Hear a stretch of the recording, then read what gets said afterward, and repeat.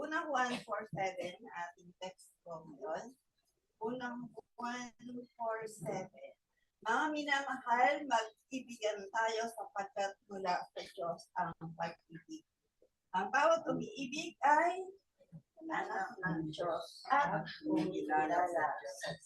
So, sa ngayon, ang kanyang mga salita, tayo din na mag-aaral sa kapitol. Pwede na po kayo makaupo. Lahat ng anak ng Diyos magsabing, I love you, Lord. I love you, Lord. Talaga po ba? Talaga ba mahal natin ang Lord? Ano ba ibig sabihin ng love? Nung kabataan ko, wala pa kayo doon, no? Uso-uso yung stamp book. Meron pa ba ngayon yan? Parang wala na, no? Pero wala na. Isa doon sa tanong doon ay what is love? Ano yung mga sagot? Love is blind. Love is blind. Ano pa? Marami pala ako kababata dito. Nakakasagot eh. Love is wonderful. Love is slendering. So, diba? Yung mga ganon. So, puro ano po yun? Siyempre, mga makasandibutan na mga sagot. Ang tanong para sa atin ngayon bilang mga nakakilala na sa Lord, ano ang love? What is love? Sabi nga po sa unang 1:4-8, Unang 1:4 verse 8, ang hindi umiibig ay hindi kumikilala sa Diyos sapagkat ang Diyos ay pag-ibig. Amen. Love? Love is, God is love. So what is love? Love is God. Ayun po yung ngayon ang sagot natin. What is love? Love is God. God is love. And because God is love, ano yung command ng Lord sa atin? It commanded us to love one another. Kasi nga po, siya ay Diyos na pag-ibig. Kaya gusto niya, tayo po mga anak niya ay magmahalan. At yun po yung topic natin ngayon, na basahin natin with feelings. Yes. With feelings. Ano yung topic? Pagmamahal mo. Ano yung mga katabi niyo? Sa kanya nga sabihin. Amen. Diba? So, kung paano daw ipinakita ng Lord yung pagmamahal niya sa atin, yun ang gusto niyang makita din sa atin. Kung paano natin mahalin ang kapwa natin. Kasi minahal niya tayo, di po ba? So, kaya inuutos niya na, makita mo din yung pagmamahal mo sa kapwa mo dahil mahal ko kayo. So, paano ipinahayag ng Diyos yung pagmamahal niya sa atin? How did God demonstrate His love for us? At ito po yan, na dapat natin tandaan. Number 1, paano daw? He sent His Son for our sake. Para sa kapakanan natin, ano ginawa ng Lord? Isinubo niya yung kanyang isang anak, yung kanyang bugtong na anak. Sabi sa unang 1:4-9, First John 4:9, inihayag ng Diyos ang kanyang pag-ibig sa atin nang isugo niya sa mundo ang kanyang kaisa-isang anak upang magkaroon tayo ng buhay sa pamamagitan niya. So, isang bagong buhay yung ibinigay ng Lord sa atin dahil nasa mahal niya tayo. Anong klaseng buhay yun? Abundant life. Yan ang binigay ng Lord na hindi lamang buhay dito sa mundo maging abundansya tayo, kundi higit sa lahat, yung eternal life na kaloob ng Diyos. Ganun niya tayo kamahal dahil ayaw na mapahamak ang gusto niya ibigyan tayo na buhay na walang hanggan na makakasama niya sa kanyang tahanan. Ganon tayo kamahal ng Diyos. Amen po? Kami nga sa 1:3-16. 1:3-16. Sapagkat ganito ang pag-ibig ng Diyos sa mga tao na sanlibutan. Ibinigay niya ang kanyang buktong niya anak upang ang sumasampalataya sa kanya ay hindi mapahamak, kundi magkaroon ng buhay na walang hanggan. Amen. So, yun po. Ganon ang gusto ng Lord. Sa bawat sasampalataya sa Kanya, yung buhay na walang hanggan. Yun ang kaloob ng Lord. Kano niya tayo kamahal na ayaw niyang mapahamak tayo. Alam naman natin, pag di tayo nanampalataya, di natin siya kinilala, saan ang punta natin? Siyempre sa kapahamakan. So, yung ayaw ng Panginoon. Kaya, binigay niya talaga. So, in response, ano naman yung dapat natin gawin? Huwag natin sayangin yung pagmamahal na yan sa atin ng Diyos. Diba? Huwag natin sayangin na mahal tayo ng Lord. Patuloy tayo, manampalataya sa Kanya. Kasi kung sino ang sumampalataya, siya niya pinigay niya ng buhay na walang hanggan, di po ba? Kaya dapat nagpapatuloy yung pananampalataya natin sa Panginoon. Yun ang response na hinahanap sa atin ng Lord. Bilang pasasalamat sa pagmamahal niya sa atin. Pangalawa, ano pa daw po? Ano yung klaseng love na pinakita ng Lord? He offered His Son as atonement for our sins. Ano ba yung ibig sabihin ng atonement? Para daw po tayo ay matubos sa ating mga kasalanan. Siya yung pinatubos, yung kanyang binigay na bugtong na anak. Yun po yung para tayo ay matubos sa ating mga kasalanan. Siya yung pinambayad, siya yung hinandog para tayo po ay makalaya, para makuha natin ang buhay na walang hanggan na binibigay ng ating Diyos sa atin. So, ganyan tayo ng buhay ng Lord. Nawa, nararamdaman nyo na kung hindi man parang nakalipas na dinan natin, pero nawa, ngayon nararamdaman natin, ganoon pala ako kamahal ng Diyos. Hindi po basta tayo nandiyan nakaupo lang. Sabi nga sa unang 1:4-10, Unang 1:4 verse 10. Ito ang pag-ibig, hindi sa inibig natin ang Diyos, kundi tayo ang inibig niya. At isinugo niya ang kanyang anak upang maging handog para mapatawad ang ating mga kasalanan. so dito ba, sinugo niya. Ini number 1, sinugo niya. Number 2, para maging handog para mapatawad yung ating mga kasalanan. Niloob ng Ama na gawing handog ang ating Panginoong Jesus. Na siya nung siya na mismo binigay niya yung buhay niya para para mahango tayo sa kamay ng kaaway. Dahil pag-aari na tayo ng kaaway nung tayo po ay pinanganak. At pag-aari na tayo ng kaaway dahil sa kasalanan minana po natin. Pero dahil sa mahal tayo ng Lord, inandog niya yung kanyang buhay para po tayo naman ay mahango sa pag-ahari ng kasamaan ng mundong ito. In return, so anong dapat natin gawin? Iwasan natin muli tayo sa pagkarian ng Diyanto. Even po, diba, tinapos na tayo. Yung buhay niya na yun, inandog niya para tayo makawala doon sa kasalanan na yun, para tayo po ay makalaya. Kaya huwag na po natin ipahintulot pa na yung buhay natin ay muling pagharian ng kaaway. Amen po? Yun po yun. Dahil nga, mahal tayo ng Diyos, ayaw niya tayo mapahamak. Dapat gawin din naman natin yung part natin para hindi tayo mapahamak. Makukuha po ba natin?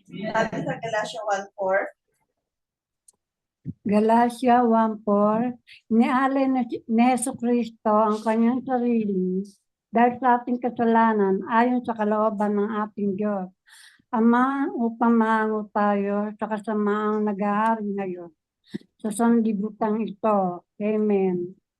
amen. O diba? Kaya niya ginawa yan para daw mahango tayo sa kasamaang naghahari ngayon sa sanlibutan ito.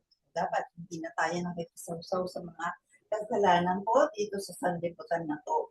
Alam ng Diyos na sa mga huling araw talagang lalaganap ang kasamaan.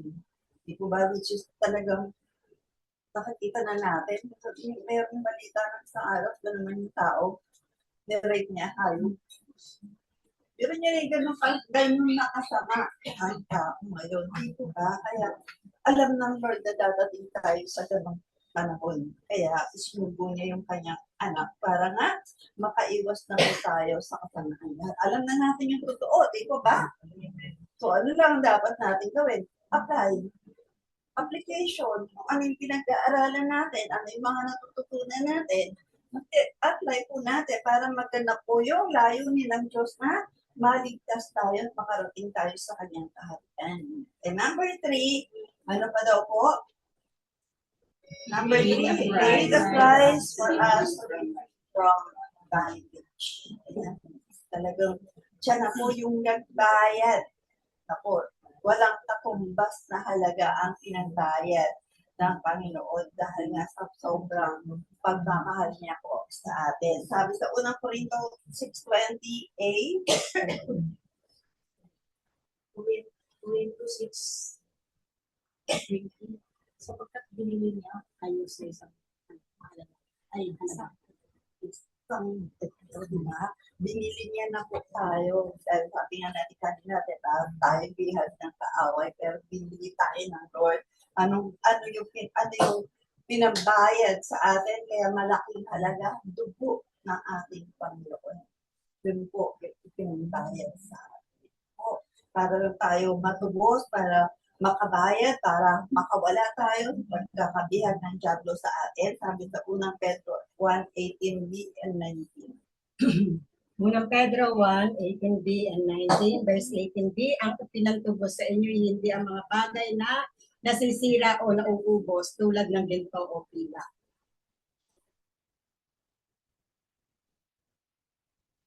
Verse 19, kundi sa pamamagitan ng mahalagang dugo ni Kristo, siya ang korderong walang batig at kapintasan. Amen. Diba? Yung mahalagang dugo ng Panginoon, yun po yung pinangtubos daw po sa atin. Inako ng Lord lahat ng kasalanan ng tao upang ipakita niya yung kanyang pagmamahal, yung kanyang pagpapahalaga sa atin. Ako, kahit na makasalanan ng tao, pero pinahalagahan ng Diyos. Bakit? Inlikha niya yun. Kaya ayaw niyang mapahamak. Kaya dapat ganun din tayo. Di po ba? Pahalagahan po natin yung pagkakalikha po sa atin ng Lord. Tapos na tayong bumalik pa po sa kung ano naman yung kinaugalian natin, kung ano kinasanayan natin, na alam natin mali at kasalanan. So, yun po yung gusto ng Lord na gawin natin. Kung paano niya pinakita yung pagmamahal niya sa atin, kung paano niya ginawa niya yung lahat para tayo ay maligtas. Ganon din po tayo. Pakita natin yung mahalin po natin yung kapwa po natin. Hindi lamang po yung gusto natin mahalin. O yung mga talagang family natin, mahal natin, malapit sa atin. Yun lang po. Hindi po, ang sabi nga ng Panginoon, diba? Mahalin mo pati ang kaaway. Sabi sa Matthew 5:44-45a. Mateo 5, verse 44-45a. Verse 44, ngunit sinasabi ko sa inyo na mahalin ninyo ang inyong mga kaaway at ipanalangin ninyo ang mga umuusig sa inyo. Verse 45a, kung gagawin ninyo ito, hindi nasa langit. Doon pa lang tayo magiging tunay na anak ng Diyos. Kung mamahalin natin lahat, pati yung umaaway sa atin. Kasi dapat wala naman talaga tayong kaaway. Amen po, sino may kaaway? Pero may umaaway sa atin. Di ba ba? Pero lang, ewan ko kung nakikipag-away pa kayo. So, dapat hindi. So, yung umaaway sa atin, dapat pinamahal din natin. At ano pa daw? Pinapanalangin yung mga umuusig sa atin. Alam sa ganon, mapatunayan na tayo po ay tunay na anak ng Diyos. Amen po ba? Amen. Kasi, bakit sinabi ng Lord yung mahalin mo yung kaaway? Kasi tayo kaaway tayo dati ng Lord eh. Anong ginawa niya? Minahal niya tayo. Tinubos niya tayo.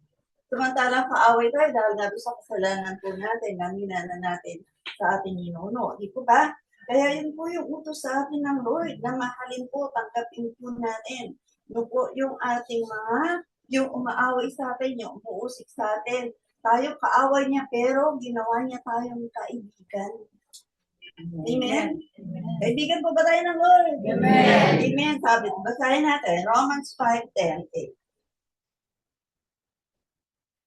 Romans 5:10a, dati tayo mga kaaway ng Diyos, ngunit tinanggap na niya tayo bilang mga kaibigan sa pamamagitan ng pagkamatay ng Yung sakripisyong ginawa ng Lord, ginawa niya yon para tayo maka-access ating Ama, para maging kaibigan tayo, hindi na mga kaaway. So, ganun po, pinakita ng Diyos yung pagmamahal niya sa atin. Kaya yun din po ang gusto niyang gawin natin sa kapwa natin. Kung paano tayo minamahal ng Diyos, ganun din po natin mahalin yung ating kapwa. So ang tanong, paano? Paano natin mamahalin yung ating kapwa? Lalo na yung kaaway. Di ba? Na how to love other people as the Lord loves us. Dalawa lang po bibigay ng Lord. Number 1, value others like ourselves.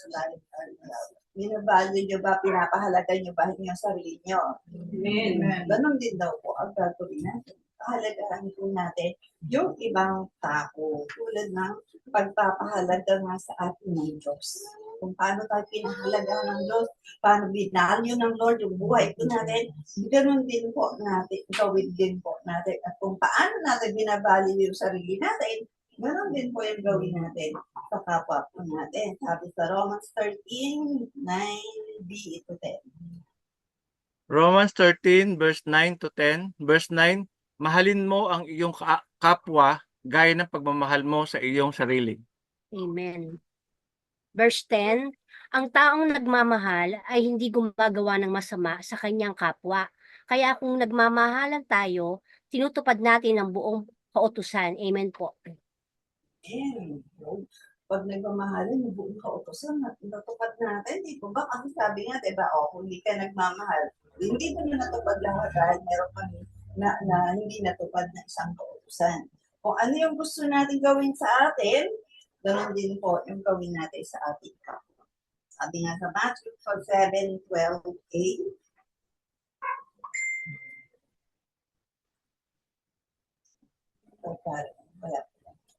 sabi po dyan, gawin niyo sa inyong kapwa ang nais ninyong gawin nila. Gusto po ba natin nasasaktan? Ito ba dyan? Di ba ayaw natin nasasaktan tayo? O, di ba tayo manakit? Amen po ba? Yun po. Di ba ayaw natin ginagawa tayo ng masama? Di ba natin gawa ng masama yung kapwa natin? Ganun lang po yun po. O paano daw, masunod natin yung utos ng Panginoon. Sabi sa 1:15, 12 to 14. 1:15, 12 to 14. First love, ito ang ating utos. Mahalan ko ang katulad ng pagmamahal ko sa inyo. Verse 13, wala nang pag-ibig na ibig. Nag-alay na kanyang buhay para sa Verse 14, mga kaibigan ko kayo kung Diba? Sabi kanina, ginawa na kayong kaibigan ng Lord. So, paano tayo maging kaibigan ng Lord? Kung sinusunod natin yung utos niya. Ano yung utos niya? Mahalin natin yung ating kapwa. Kagaya na pagmamahal natin sa ating sarili. Kapag nagpamahalan tayo na katulad ng pagmamahal ng Lord sa atin, napapahalagahan po natin sila. Diba? Nabibigyan natin sila ng importansya. Napapalakas po natin yung mga nanghihina. Yun po yung nagiging effect Pag nagmamahalan tayo, nagmamalasak tayo, sabi nga kagabi, di ba? Love and understand. Di ba? Yung pagmamahal dapat may pang-unawa na kahit maraming kapalpakan yung kapwa natin. Unawain natin dahil tayo rin naman may kapalpakan. Sino ba perfect? Wala naman. Di po ba? Ganun po ang dapat na gawin po natin. Pahalagahan po natin yung kapwa po. Huwag natin maliitin. Di ba? Pinag-aaralan na po natin yung mga bad characters na yan. Dapat hindi po. Pare-pareho lang po tayo. And number 2, paano daw po natin kapag pagmamahal ng Diyos sa atin? Ready to offer our life for others. Hindi naman ibig sabihin, mamatay ka rin para sa kanila. Ready to offer our life, diba? Yun po yun. Hindi naman po yun. Ibig sabihin, handa tayong tumulog sa kapwa po natin nang walang hinihintay na kapalit. Kung isa, gano'n tayo. Tapos, yan. Ginawa ko ng mabuti, pero ngayon, ito may susupin sa akin. Di ba? Mga ganyan. Diba? Hindi po. Pag ginawa natin ng kabutihan ng kapwa natin, huwag tayo magbitay ng kapalit. Sino magbibigay ng kapalit? Ang Lord. Yan. Siya po yung magbibigay. Nakita niya yung ginagawa natin. Kaya lahat ng ginagawa natin, mabuti o masama, ang Diyos ang magbabalik niyan sa atin. Kung masama ginawa natin, may consequence. Di ko ba? Kung mabuti, ang Lord ang gaganti. Amen po. So, dapat ganun po tayo. Wala tayong nakapalit sa anumang kabutihang ginagawa natin sa kapwa natin. Sabi nga sa unang 1:3-16-18. Unang 1, chapter 3, verse 16, sa ganitong paraan natin na nalaman ang tunay na pag-ibig. Ibinigay ni Jesucristo ang kanyang buhay para sa atin. Kaya dapat din natin i-alay ang ating buhay para sa ating mga Verse 17. Verse 17, kung mayroon man sa atin ang nasa mabuting pamumuhay, ay makikita ang nakikita. makikita ang isang kapatid na nangangailangan. Ngunit, hindi naman niya ito tinutulungan. Masasabi ba natin na sumasa kanya ang pag-ibig ng Diyos? Ayan, verse 11.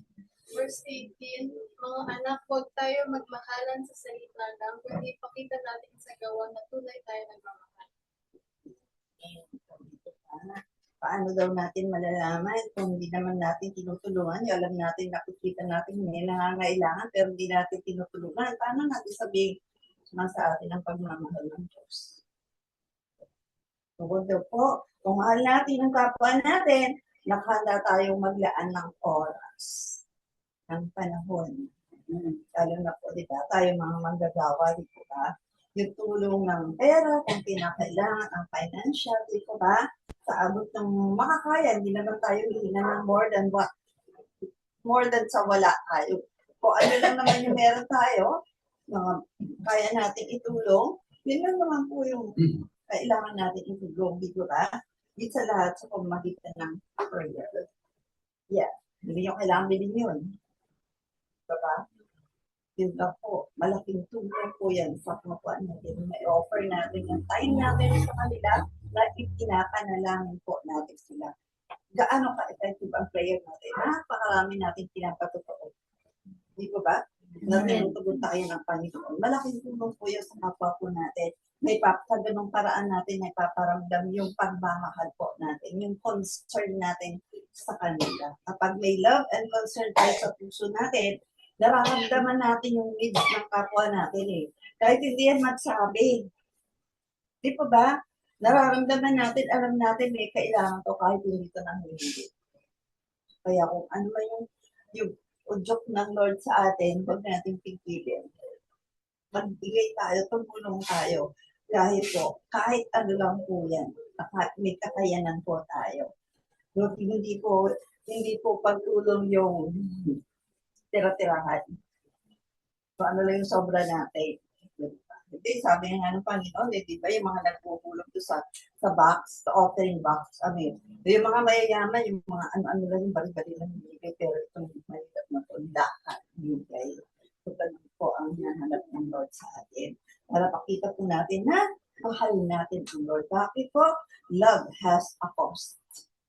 May halaga. May sakripisyong dapat nakaakibat ang pagmamahal. Walang nagmamahal na walang gastos. Hindi ko ba? Lahat na nagmamahal, gumagastos. Amen? Amen. Lahat na nagmamahal, nagbibigay ng oras, ng panahon. Yun po. To be able to help others, we need to sacrifice. That is love. Sabi ko nga, hindi love yung bibigay lang natin yung mga tira-tirahan natin. Sabihin yung pagkain na malapit na mapanis. Tsaka lang bibigay. Pag hindi pa mapapanis, hindi binibigay. Di ba ba? O, yung malapit na mag-expire, o kung sa expire na nga eh. Kaya dapat ingat-ingat tayo sa binibigay sa atin. Naku, expire na to, hindi ko pwede. So, dapat hindi po pagmamahal yung gano'n.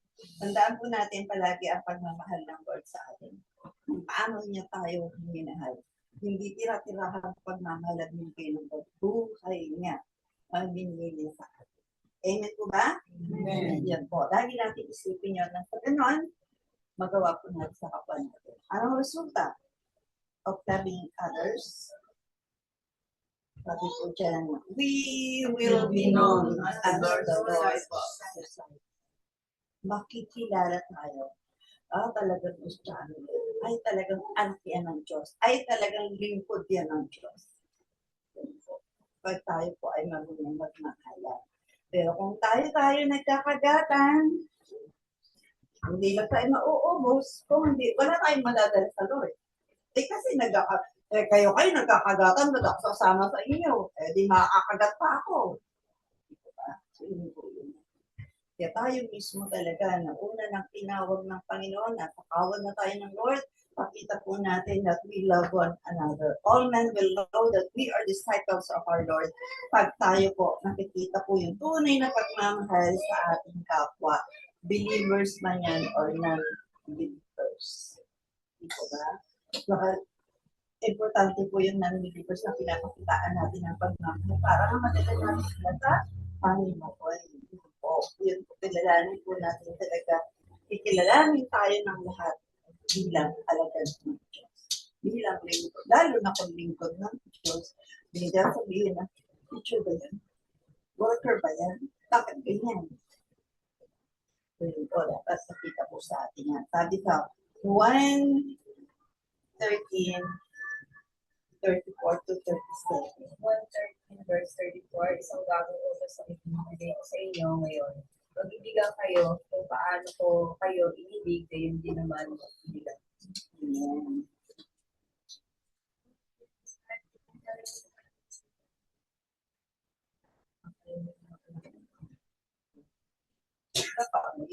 Po, yung mga utos ng Lord na yan. Makikilala daw po tayo na alagad ng Lord kung tayo po ay nag-ibig. So, nandun po yung pagmamahalan sa isa't isa, di ba? Masaya tayo nagsasama-sama. Napakaganda po tignan namin na may malinis na kalooban na. Kasi ang pangit na magsasama-sama nga tayo eh. May mga intriga naman tayo, di ko ba? Tapos sama-sama tayo, masaya tayo kasi malinis yung kalooban po natin. Amen. Na mahal po natin ang bawat isa. Others people will be blessed on how we love each other. Be blessed po sila. Pag nakikita po nila, kaya sasama sila sa atin. Mga kapitbahay na yan, pag nakikita po na pagmamahalan talaga tayo, one day, dadating po sila. Amen po. Amen. Ayan, dapat malakas na ibig. Amen. Thank the Lord. Yun po yun. Kasi yun po yung masarap na nasamahan eh. Yung nandun yung nagmamahal, nagkakaisa, di ba? Nagdadamayan. Yun. Katulad niya, pagka merong mga kailangan, andun tayo. Pagka may mga may sakit, andun tayo. Mga ganon. Hindi yung kung sino lang gusto natin. Padala.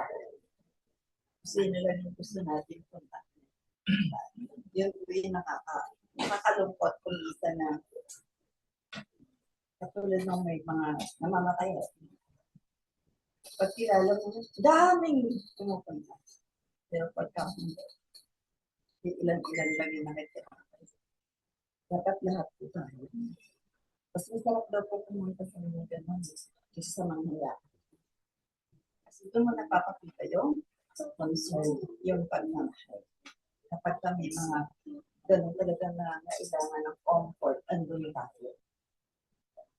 Yun po yung gusto ng Lord na makita po sa bawat isa po sa atin. Tulad ng early Christian church. Kaya nga lumago sila eh. Diba ba? Pero ngayon, ang ganit po. Paano? Mas marami ang magkakagalit kaysa sa hindi po natin sa gawa. 2:46 to 47. Sabi po dyan. Verse 46. Gawa 2:46. Araw-araw sila'y nagkakatipon sa templo, masaya at nagpipira-piraso ng tinapay sa kanilang mga tahanan at may malinis na kalooban. Verse 47, nagpupuri sila sa Diyos at kinalulugdan rin sila ng lahat ng tao. At bawat araw dinadagdag sa kanila ng Panginoon ang mga maliligtas. So hindi lang po yung mga nakapaligid sa atin yung napibless, kundi ang tikit sa lahat ng Lord. Sabi bless po na doon talaga namahalan ko tayo. Nakikita ng Lord. Kaya siya mismo nagpapadala ng ililigtas niya. Kasi sigurado, di ba, dahil nagmamahalan tayo, so ipapadala niya, mamahalin din natin. Kaya siya mismo ang nagpapadala ng ililigtas. Kapag tulad tayo ng early church, joining in unity, ang Lord mismo ang nagpapalago sa atin. Sino po kayo? Amen. Ready po ba? Mahal na mahal ng Lord ang kanyang mga anak. Kaya nga, bago siya umakyat sa langit, kinausap niya si Pedro. Ilang beses ba tinatuwa ni Pedro ang Lord? Kaya 3 beses niya talagang inulit-ulit. Nako, basahin po natin ha. Kasi siniguro ng Lord na pangangalagaan ni Pedro yung kanyang iiwan ng mga tupa. Sabi sa 1:21:15-17. Verse 15. Pagkakain nila, tinanong ni Jesus si Simon Pedro, Simon, anak ni Juan, iniibig mo ba ako na higit sa mga ito? Sumagot si Pedro, opo, Panginoon, alam ninyong mahal ko kayo, tugon niya. Sinabi sa kanya ni Jesus, kung gayon, pakainin mo ang aking mga tupa. The word of God yun. Pinakasabihin, pakainin. Palagaan yung kanyang mga tupa. Verse 16, muli siyang tinanong ni Jesus, Simon, anak ni Juan, iniibig mo ba ako? Sumagot si Pedro, opo, Panginoon, alam niyo mahal ko kayo. Sabi ni Jesus, alagaan mo ang aking mga tupa. And verse 17, pangatlong ulit na tinanong siya ni Jesus, Simon, anak ni Juan, mahal mo ba ako? Pagkakaya kayo gano'n, 3 beses kayo tinanong. Ano nasa isip niyo? Ang kulit naman ito. Diba? Ganon tayo eh. Ang kulit naman. Pero, ano naging reaction ni Pedro? Nalungkot. Nalungkot si Pedro kapag 3 beses siyang tinanong, nang mahal mo ba ako? At sumagot siya, Panginoon, alam mo niyo ang lahat ng bagay. Ito na. Diba? Kasi tinatanong tayo ng Lord, pero alam naman niya talaga yung totoo. Alam niya yung nasa loob po natin. Alam niya yung nasa puso natin, nasa isip natin. Ano to? Sabi niya, alam niyo yung mahal ko kayo. Sinabi sa kanya ni Jesus, kakainin mo ang aking mga tupa. O yun. 3 beses siya tinanong ng Lord. Kasi nga, 3 beses niya dininay ang Lord. Kung gustong marinig ng Lord yung declaration niya mismo na nagmumula sa bibig niya ng mahal ko kayo. Yan ang gusto ng Lord. Ha? Dahil sabi nga, alam naman niya. Alam naman niya, nagsisi na si Pedro. Alam niya kung ano yung nasa puso ni Pedro. Pero gusto niya yung confirmation talaga. Kasi nga po, napakalaki ng obligasyon na itiwanan kay Pedro para pangalagaan yung kanyang kaya inassure niya, gusto niya ng assurance from the Lord, from Peter na mahalin niya talaga ang Lord. Pag mahal niya ang Lord, mamahalin niya yung kawat. Ganun po ba tayo? Nararamdaman ko ba natin yung pagmamahal sa atin ng Diyos, ng pastor, ng teacher, ng inyong mga kapwa na nararamdaman ko natin. O, diba? Kasi kilala ng Lord si Pedro bilang isang impulsive na alagad. Kaya talaga siniguro niya na mapapangalagaan ito. Kasi di ba nung una, bumalik talaga sila sa pangingisda. Kaya this time talaga bago siya makikilala, siniguro niya muna na papangalagaan ni Pedro yung kanyang ipagkakatiwala sa kanya. Pedro yung pinagbilinan ng Lord ang mahalagang bagay, ang puyot, yung tupang iiwanan niya. Kung mahal ni Pedro still ang Lord, for sure, mamahalin niya yung kapwa. So, yan din po yung gustong itanong ng Lord sa atin. Ano daw ang gustong itanong ng Lord sa atin? Mahal mo ba ako? Yan ang sagot niya. Lord. So, kung mahal po natin ang Lord, mamahalin din po natin yung kapwa natin. Yan mga kapatid niyo, una na yan, di ba? Mga nakakatabi po natin, sinasabi ng Lord sa atin ngayon. Ano pinapasabi ng Lord? Hindi mamahalin mo nga yung katabi mo, pero hindi naman pala godly love. Sunday ko ang love. May pagkaya na, break tayo. Godly love po ang gusto ng Lord na gawin po natin. Pagmamahal na may gawa. Hindi puro gawa lang tayo na, I love you, Lord. I love you with the love of the Lord. Pero di naman nakikita. Hanggang bibigyan. So, ulitin natin yung isang verse. Unang 1:3-18. Pagkain po natin lahat. Mga anak, huwag tayong magmahalan sa salita lang. Kundi ipakita natin sa gawa na tunay tayong nagmamahal. Pakita sa gawa, hindi sa ngawa. Hindi sa ngawa. Ano ba? Amen. Hindi yung ngawangan lang tayo ng mukha na I love you, I love you, I love you. Pero wala namang gawa. Pag nakikita man na nangangailangan, wala nang gawa. Di po ba?